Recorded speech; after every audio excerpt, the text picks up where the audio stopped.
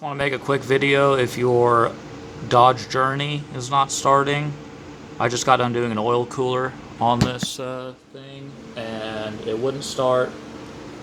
So, I thought I forgot to connect something, but this has had a bad fender on it. So there was mud and everything on this battery and it was dirty. And I had a little red electrical, like lightning bolt symbol on the dash of the car.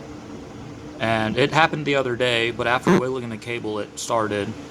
But like I said, I just did the oil cooler, so this diagnosis kind of threw me off.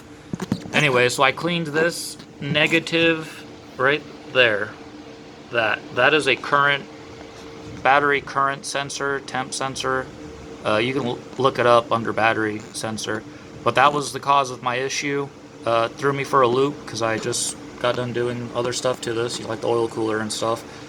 But once I took that off and cleaned it, second time, I sprayed the connector with electrical cleaner and hit it with the air gun.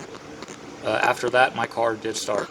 So if you're having clicking noises, red lightning symbol on your dash, check your current sensor on the negative post there.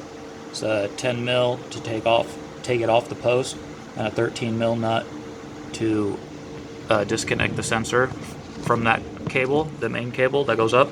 And then this gray tab, you pull back and kind of push it in, and then it'll release. Clean that up and you should be good to go.